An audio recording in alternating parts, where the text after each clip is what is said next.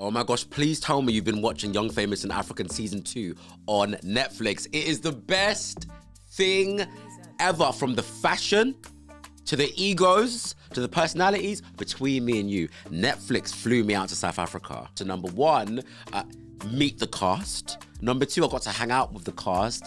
But most importantly, number three, I got to get the tea. That's what I do. So we filmed a special show, I'd say like a special after show, where I caught up with all your favorite cast members, and here's a teaser of what happened. I don't know what's up between me and Fontana. People need to watch the show and see what's going on. At the end of the day, I don't care who Diamond dates. I don't care who Diamond wants to lay. I don't care what Diamond wants to do. It's been 5 fucking years. Apologies for the French. It's just that when people really try to overstep the line, fuck you, dude, and piss. Just don't come for me. Too much info, but I can't even get with Andile. So sorry.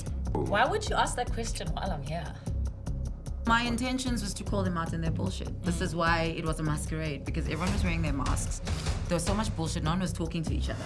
So I just felt, let me insult them. I think Annie is one of the most abused people on earth. That's going to be out real soon, so keep your eyes peeled. Now, let's talk about season 2, okay?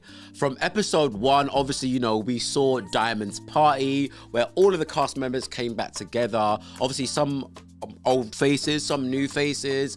That party, by the way, like, obviously, you know, Swanky was there, Annie was there, Fontana, new cast member, was there. Was she there? I don't think she was. She might have been. But yeah, we saw a whole lot of new people. Bonang was introduced as well to the show. And I just feel like that party was dry, man. Like, imagine having that much money. Imagine having that much of a huge mansion. You invite all your friends around for this big catch-up party. You've not seen the cast for a whole year. And there you are with food and no music. Like, imagine spending all that money on those clothes for you to not even shake a leg. Like, what was even going on? But there were so many awkward moments there. Like, Annie and Swanky, that's where we started to learn about their beef. And I was so confused, because you remember what it was like in the first season, where they were just so close. And I felt like they were inseparable in season 1. And now they were just not greeting each other. Like, I think Annie was already there, right? And then Swanky walks in and didn't greet her. And I felt like, a little bit immature though, not gonna lie. At that point, I was a bit like, was that just me, or are these two actually feuding? But obviously, I've heard some gossip that before they started filming season 2, everyone already knew about this Swanky and Annie beef. I was like, all right then. Not sure if I liked the way they handled it. Obviously, like, everyone was then asking, like, what happened between those two? Like, why did they fall out? Swanky, later on in the series, went on to then reveal that so I think someone he knows was on the phone to Annie, and they plugged Swanky into the call, and apparently Annie was going off. She was bitching about him, basically. Like, she was going off, saying bad things about him, but she seemed to have had another story. I'm a bit confused. I feel like we don't have the full story on their beef, to be honest with you. Swanky obviously did reach back out to Annie mid-series. Obviously, you saw the drama with Tubaba reportedly cheating on Annie and getting someone else pregnant. And these were all the rumors that were going around the press there. And obviously, the whole cast found out, and Swanky then sent Annie a voice note. And in that point, I was like, So you see me at a party, you don't greet me at this party, but you've now heard gossip that my husband has reportedly cheated on me. Now you want to get involved. People like that love the tea too much. People like that are messy. I do feel like Swanky, I don't know where Swanky's intentions were there. Like, do you know what I mean? I wasn't really sure, but he reached out, and rightfully so, and he wasn't really having it. But I don't know, man. I kind of wanted those two to get back together and just to, like, be good friends again.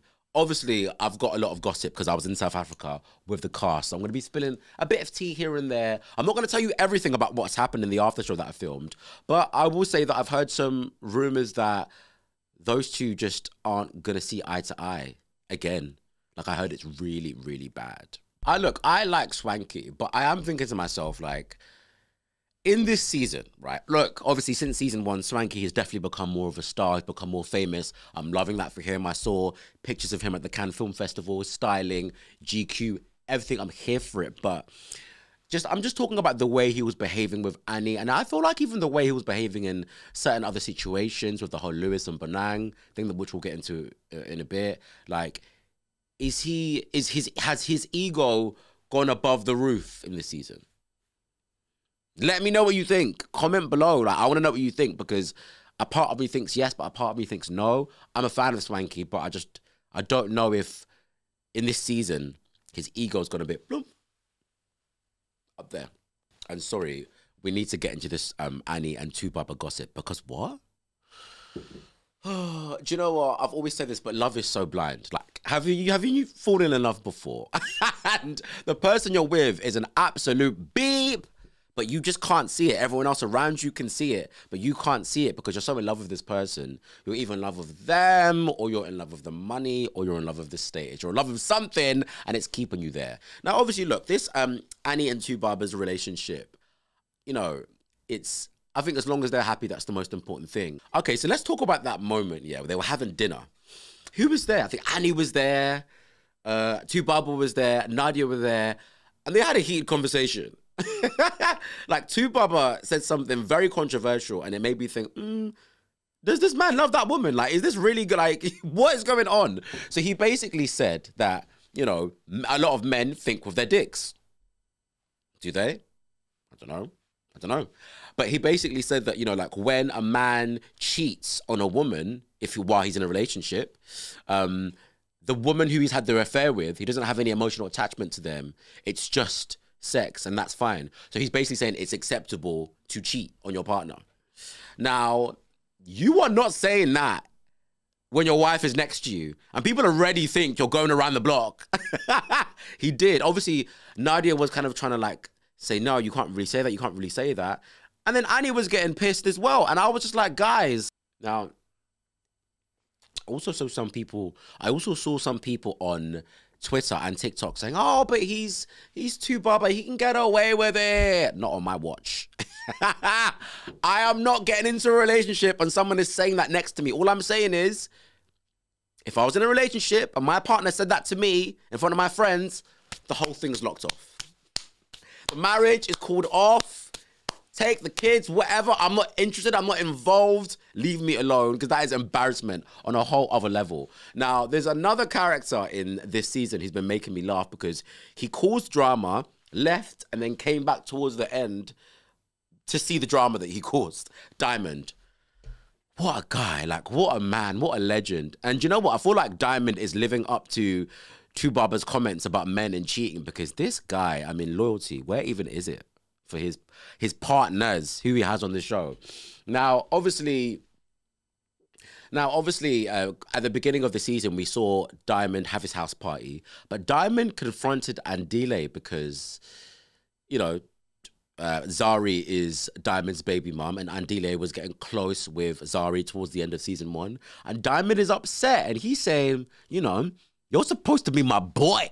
Like, how are you trying to get close with my baby mum when there's so many other beautiful women around? It doesn't make sense, because Diamond is literally the same one who is, like, picking up every woman in Africa and dropping them in his shopping basket. Like, this guy is collecting women like there's no tomorrow. So I don't really know. I think it's a bit hypocritical of him to say that.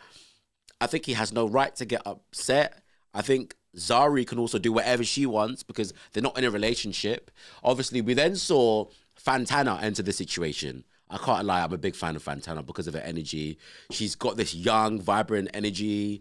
She's from Ghana. And what did she say? Did she say she was, yeah, she's a dancehall artist in Ghana. Didn't know it existed, but girl, do your thing.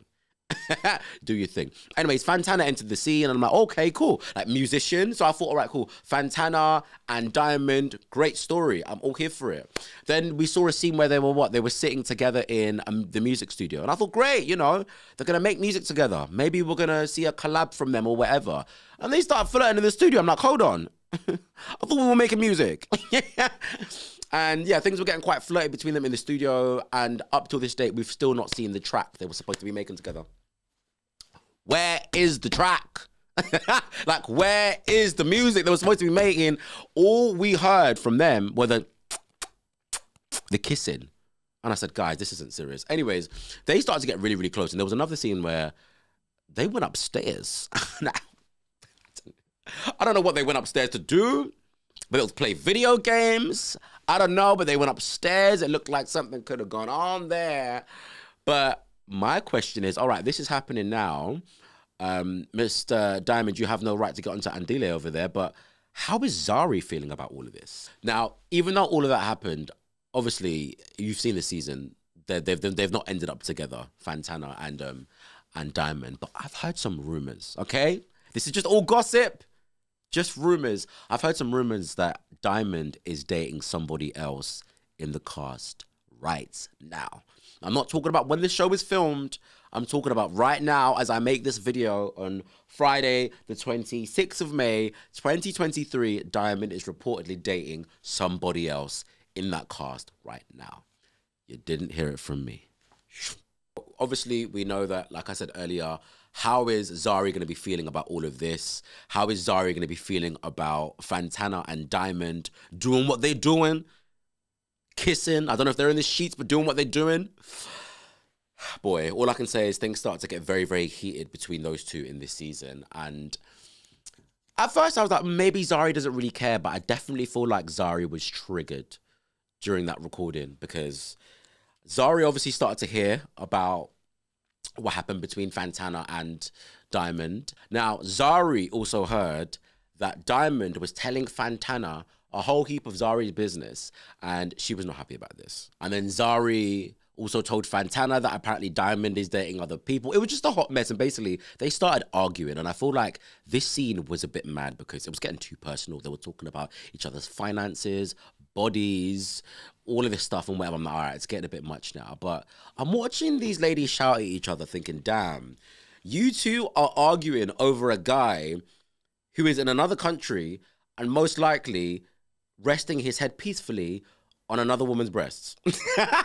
Like, respectfully, he's living his best life somewhere else, and you lot are here in South Africa arguing over him. I'm like, it's not worth it, ladies. Come on. But this, all right, let me give my honest opinion about this Zari and Fantana beef. Like I said at the beginning of the video, I'm not going to talk too much about my trip to South Africa because I want you lot to watch the after show that I hosted and filmed there. But we went for dinner. Okay, a few of the cast members. Zari was on the table opposite, and Fantana was next to me. And they said to me they were cool. Like, Zari and Fantana had blessed their beef. Like, we were drinking shots together. And this was only last week, by the way. So I was in South Africa last week. And this is May 2023. So this isn't when they recorded the show. But then now on social media, I'm seeing this whole, like, seems like I saw Zari put out a message and I'm like, it's not making sense. So it's making me ask the question, is this after show beef not real? Or have they genuinely like become angry at each other again? Because the last time I checked, they both told me on the table that they solved their beef. And how can I forget Bonang's appearance? Now, when I saw the trailer and it was announced that Bonang was going to be starring in the show, I said, great. Like, someone new. Obviously, Bonang is a superstar in Africa, like, just known across the continent for her work in TV presenting, radio presenting, and just being, like, a personality. So I thought, you know, she's going to shake it up. And she did, but she didn't last in the show. Like, what's all of that about? Like, I was expecting to see more from her. Do you know what? I think, generally speaking, from Bonang, I personally was expecting more. I think I wanted to see her being more of a team player in the show. Like, I feel like there were parts in the show where maybe she felt like it was centralized. It was the Bonang show. But actually, it's Young, Famous, and African, and, like, different people have different storylines. That was my observation. What do you think? Let me know in the comments. Was that a bit harsh? What do you think? I don't know. I do feel like that, though. But at the same time, maybe she was behaving like that because when she first entered the show, or, yeah, it was at Diamond's party, I don't feel like the cast were being that inviting towards her. Like, I'm pretty sure Kanye and Nadia even walked out. Like, they weren't being that inviting. And I feel like Kanye already had like her perceptions and views of her and kind of didn't really give her the time to kind of warm in. So maybe that's why Bonang started to behave like that. I do feel like she was quite cold throughout the series. I wasn't getting like a warm vibe from her like I was expecting, like I've seen from her other work. Maybe this show just wasn't 100% for her. Do you know what I mean? Maybe it wasn't for her.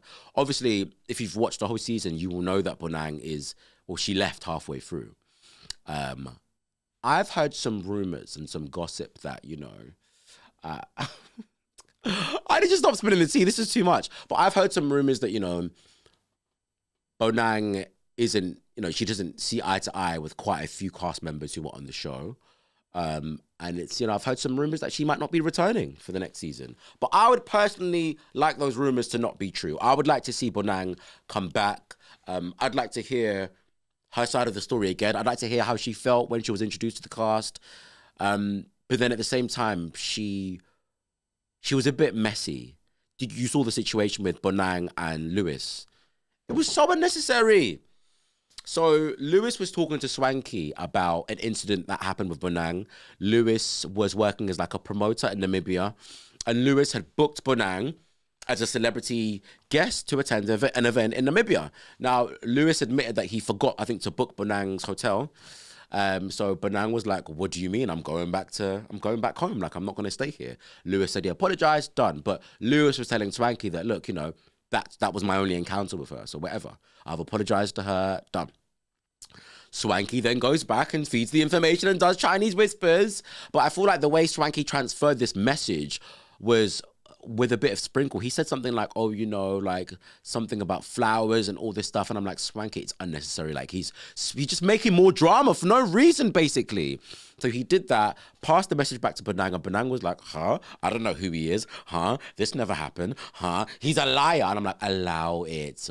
Because FYI, the internet have found receipts that Bonang actually promoted that she was going to that event. Just saying.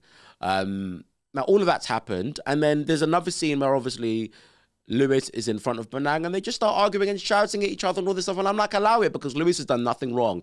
By the way, in real life, on camera and off camera, Lewis is such a lovely guy. He's so genuine. He's got a great heart. Like, in South Africa, I would say that he was the one who really took care of me. Like, just wanted to show me around. He's a really, really great guy. Not even being biased, but yeah, I'm just talking about how I viewed Lewis as a person and him on screen.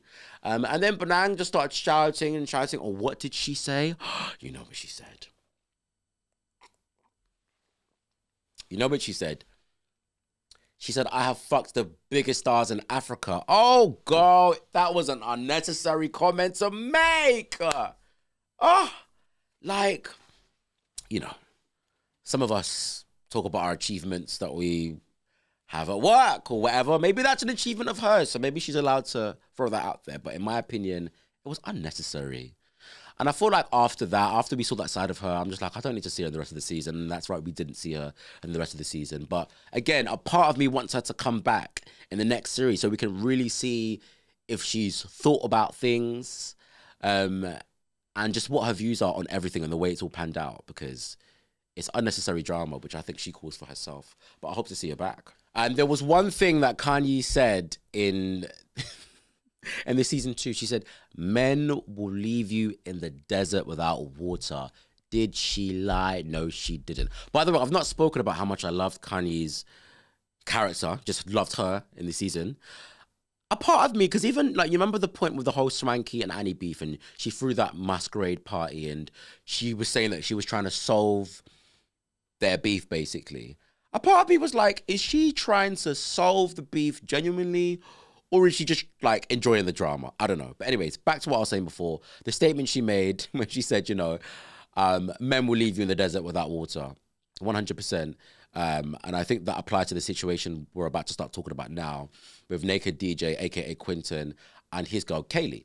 Now, these two have had quite an interesting storyline in this season because, look, they're still in a relationship from season 1, which I'm so happy for. I'm happy to see them in love. In real life, they are fabulous, fabulous, fabulous people.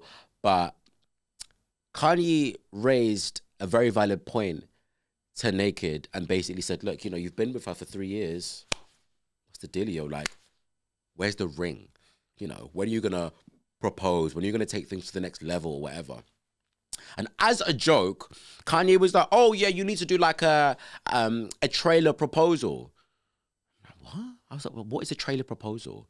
Anyways, and I don't know whether this is a South African thing. All I'm saying is in the UK, that can't run here. Because people will go nuts. So they've described a trailer proposal is apparently when, you know, the husband or whoever proposes just sets up a whole proposal setting, yeah? Like flowers, candles. Just imagine like your perfect proposal and gets down on one knee and just says to the person he's proposing to, I love you. That's it. There's no ring. There's no will you marry me? It's just that I love you. And apparently people do trailer proposals just so they can see how it feels to propose. Excuse me. So when Naked did that, he actually set up this whole proposal setting, and I think he did it twice, set up the whole proposal setting and got down on one knee, and I thought, wow, he's going to propose. And he got down and just said, I love you. I said, guys, this is the absolute ghetto, because what is going on here? Like, what is going on? Like, if I was her, right, put yourself in her position. I'd be looking down thinking, oh my gosh, the love of my life is about to propose to me, and you don't pull out a ring. What the beep is going on? Nah, guys, what, like, this is literally a try before you buy situation. I can't believe that this is a thing. All I'm saying is this trend better stay in Africa and not spread across the world, because what the hell? I felt quite sorry for her. She obviously was not happy because she was like, what the hell? Like, where's the real thing? Obviously, you know, I'm sure that she doesn't want to put pressure on him to propose. I feel like at the same time, if he's not ready to marry Kaylee, then he just shouldn't have done that, because I feel like you start getting people's hopes up, you're getting down on one knee, you do this trailer proposal thing twice, and I just feel like, but why? Like, it's a bit deep, I'm not gonna lie. If anything, he's causing more harm than good. But yeah, I think for me, like, I do want to see him get married, but boy, some people got commitment issues, you know, so maybe he knows it. I don't know. But yeah, let me know what you want me to recap in the future, what you want me to review, because I want to start doing more of these. It could be a TV show. It could be a film. It could be a reality show. It could be a box set, whatever. It could be an album. Actually, not an album. You are not going to send me songs that I don't want to listen to. I'm not reviewing that. Like, I take music very, very seriously. But yeah, let me know what you think of YFA Season 2. Comment below. Oh, and don't forget, Young, Famous and African Season 2, the after show is coming straight to this channel real soon. So keep your eyes peeled.